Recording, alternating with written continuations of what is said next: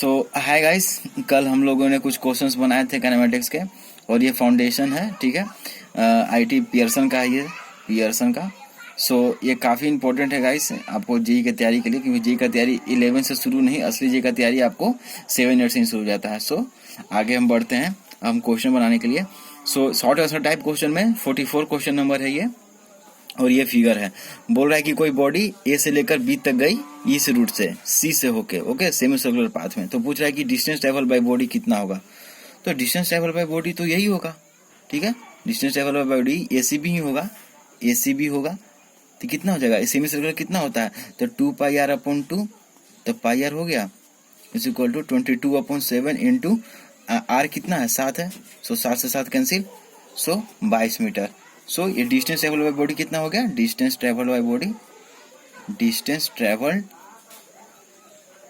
By body कितना हो गया गाइस, 22 मीटर। सो पहला हमारा सॉल्व हो गया आंसर।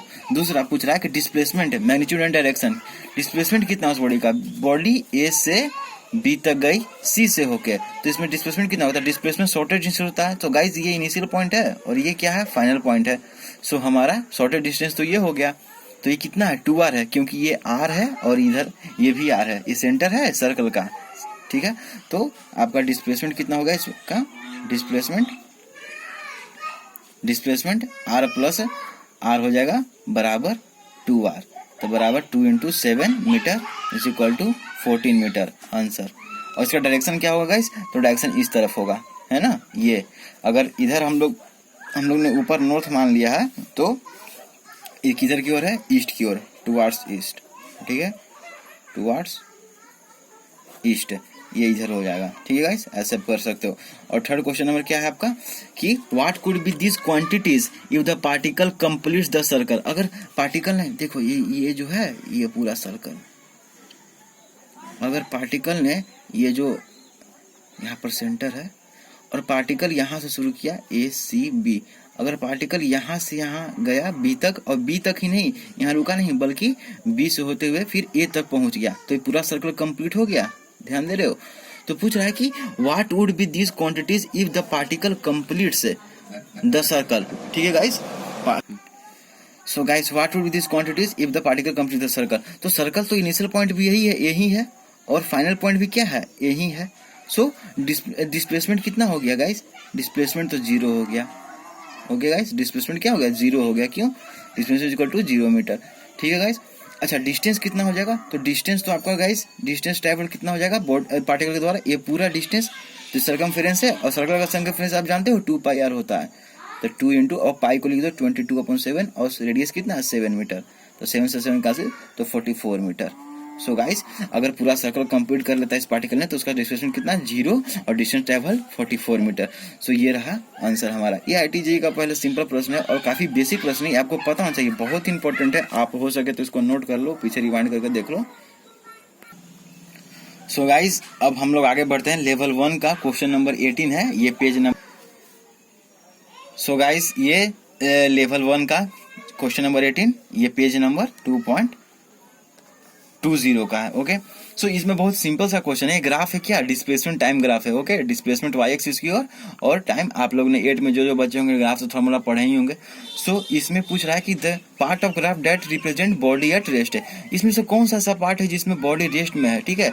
तो पहले पार्टिकल क्या हुआ, पहले पार्टिकल का डिस्प्लेसमेंट ओ से ए तक हुआ, ओके, पार्टिकल डिस्प्लेस हुआ, ए से बीच के बीच में कोई डिस्प्लेसमेंट नहीं हुआ, ओके गाइस, ए से बीच के बीच में कोई डिस्प्लेसमेंट नहीं, फिर बी से सी के बीच में आपको डिस्प्लेसमेंट हुआ है और वो नेगेटिव डायरेक्शन में हुआ है, यानी पार्टिकल पीछे आई है, ठीक है।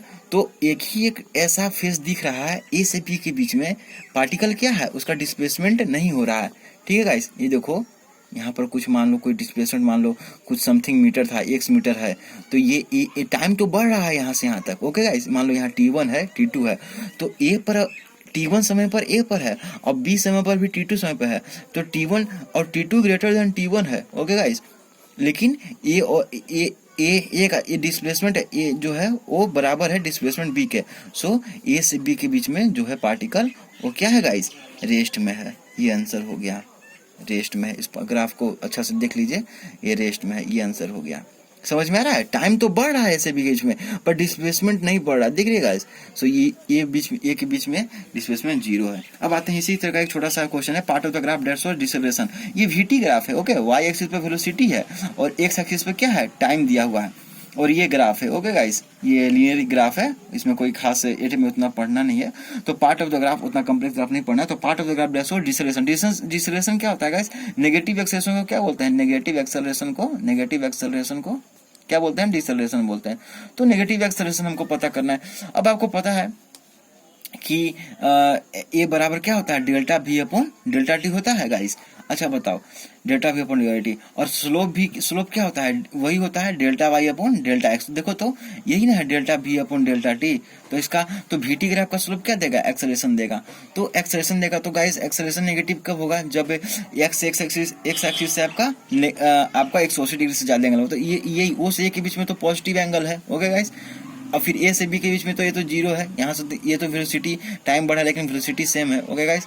ए से बी से सी के बीच में भी ये क्या है? एंगल पॉजिटिव है, 90 से कम है, ओके गाइस। सो लेकिन सी से डी के बीच में क्या है?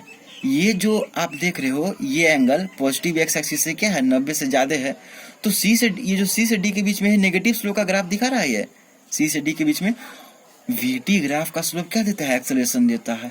तो हम सब का स्लोप चेक कर रहा हूँ, जिसका स्लोप नेगेटिव है, यानी उस टाइम पीरियड में पार्टिकल क्या है? डिसेलरेट किया होगा, नेगेटिव एक्सेलरेशन। बाकी ओ से बीच में क्या है? पार्टिकल एक्सेलरेटेड है। या ए से बीच में क्या है? कांस्टेंट वेलोसिटी है। ए से बी के बीच में क्या है? Particle constant velocity, okay guys, constant velocity. B से सी के बीच में क्या है? फिक्स एक्सेलरेशन है। लेकिन सी से डी के बीच में क्या है? डिसेलेरेशन। तो मैं पूरा लिख दे रहा हूँ। ओ ए क्या है आपका? ओ से ए के बीच में जो पार्टिकल है वो क्या है?